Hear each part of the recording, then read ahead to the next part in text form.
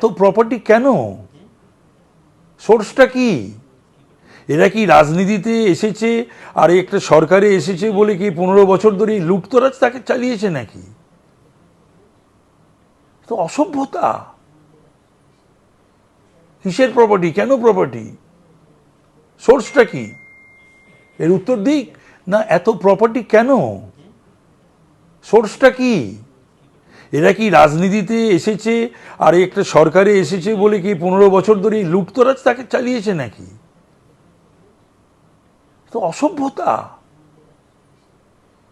কিসের প্রপার্টি, কেন প্রপার্টি, সোর্সটা কি? এর উত্তর দিক মমতা ব্যানার্জি। না, আর একটা বিষয় দেখা যাচ্ছে যে প্রাক্তন মুখ্যমন্ত্রী মমতা বন্দ্যোপাধ্যায় তিনি বলেন সততার প্রতীক, তিনি মাইনে 16 পর থেকে তো লেখা হয়নি, সততার মূর্ত প্রতীক লেখা হতো 2016 পর্যন্ত। 2016 পর থেকে না কেউ ইনস্ট্রাকশন দিতে পেরেছে তৃণমূলের, না কেউ লিখেছে। এখন যদি বলে যে চুন কেনার বা তুলি কালি রঙের পয়সা কেন্দ্র সরকার দেয় না, সেটা আলাদা কথা।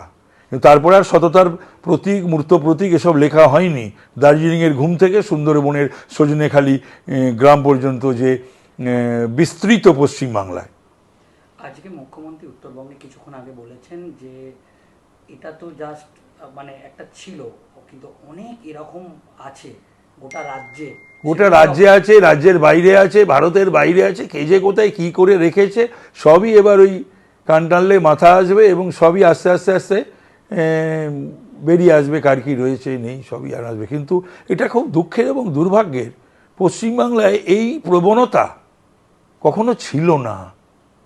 নিজের আখের গোছাও, সম্পত্তি বানাও, স্থাবর অস্থাবর সম্পত্তি ওয়ান আফটার অ্যানাদার করে চলো। তাপস রায় তো তৃণমূল কংগ্রেসের ছিল, কিন্তু তাপস রায় অনেকেই করেনি, আমি আমার কথা কেন বলছে, আছে এরকম কয়েকজন। কিন্তু এই যে ব্যানার্জি পরিবার, মমতা ব্যানার্জিকে এর উত্তর তো দিতে হবে। ওর সমস্ত ভাই, ভাইজি, ভাইপো, আত্মীয় স্বজন, ঘনিষ্ঠজন যারাই রয়েছে, তাদের যদি 2011-র পরে তাদের যদি এই সমস্ত সম্পত্তি হয়ে থাকে, স্থাবর অস্থাবর সম্পত্তি, তার দায় তো নিতে হবে মমতা ব্যানার্জিকে। অরূপ বিশ্বাসের সম্পত্তির পরিমাণ যদি ঠিক করে খুঁজে দেখা হয় তাহলে ওর থেকে বেশি হয়ে যেতে পারে। গরিবের ছেলে বেচারা, মাছ ভাতও জোটে না, অত্যন্ত গরিব, চেয়ে চিনতে খায়। হ্যাঁ, ওই কয়লা গরু বেচে যতটুকু রোজগার হয় ততটুকু দিয়েই সংসার চালায়। মাত্র 43টা প্রপার্টি, ওর থেকে ফাইজ খানের অনেক এগিয়ে, জাভেদ খানের ছেলে তার 90টা। আহা গো, সত্যি হীরক রাজারও এত সম্পত্তি ছিল না, হীরক রানী এদের যত সম্পত্তি বানিয়ে দিয়ে গেছে। মুখ্যমন্ত্রী মমতা বন্দ্যোপাধ্যায়, মুখ্যমন্ত্রী না, প্রাক্তন, স্বভাব পরিবর্তন করুন, এটা দেখাবেন। কিন্তু প্রাক্তন মুখ্যমন্ত্রী যে এই যে সততার প্রতীক, সততা, হাওয়াই চটি পরে ঘুরে, হ্যাঁ 300 টাকার শাড়ি, 100 টাকার হাওয়াই চটি, হ্যাঁ 300 টাকার, ওটাও সদ নাকি? ওটাও সদ নাকি? ওর থেকে বড় অসৎ ভূভারতে আর দ্বিতীয়টা পাওয়া যাবে না। দক্ষিণ ভারতে অনেক অনেক টাকার স্ক্যাম হতো, হ্যাঁ, তো তারাও একে দেখলে লজ্জা পাবে। তারাও তো সততার নাটক করতো না, ভাষাটা অ্যাপ্রোপ্রিয়েটটা দিতে পারলাম না এখানে। তারা সততার নাটক করতো না।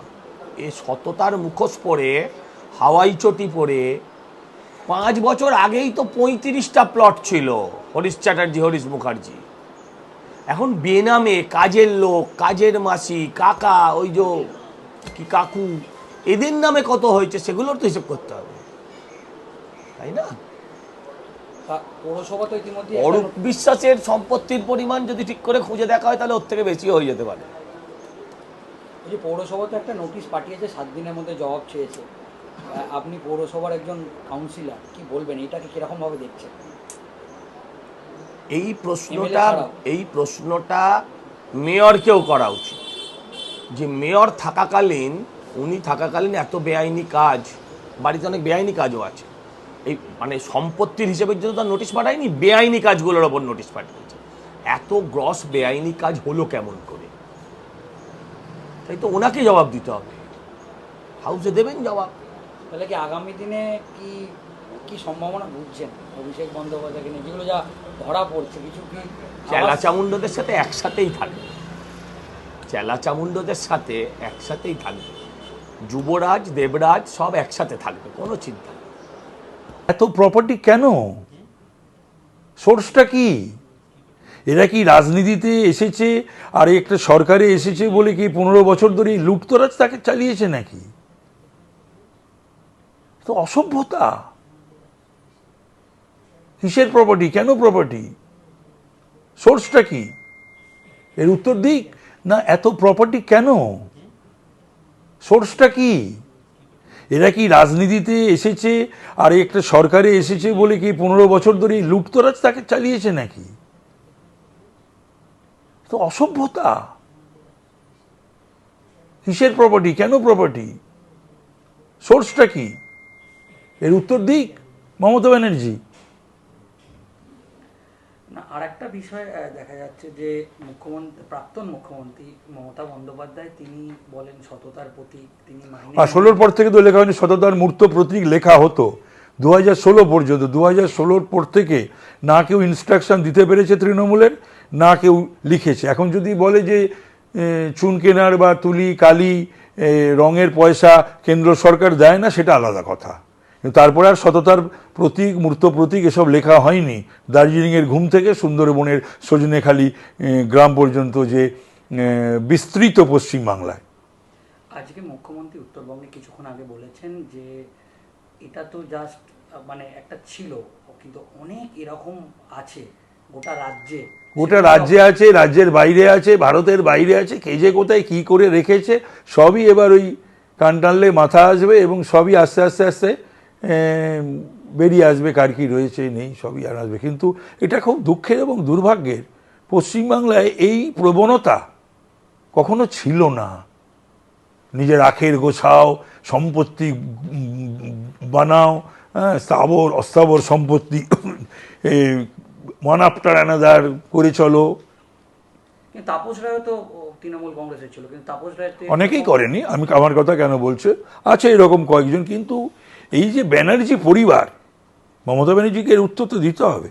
ওর সমস্ত ভাই, ভাইজি, ভাইপো, আত্মীয় স্বজন, ঘনিষ্ঠজন যারাই রয়েছে, তাদের যদি 2011-র পরে তাদের যদি এই সমস্ত সম্পত্তি হয়ে থাকে, স্থাবর অস্থাবর সম্পত্তি, তার দায় তো নিতে হবে মমতা ব্যানার্জিকে। অরূপ বিশ্বাসের সম্পত্তির পরিমাণ যদি ঠিক করে খুঁজে দেখা হয় তাহলে ওর থেকে বেশি হয়ে যেতে পারে। গরিবের ছেলে বেচারা, মাছ ভাতও জোটে না, অত্যন্ত গরিব, চেয়ে চিনতে খায়। হ্যাঁ, ওই কয়লা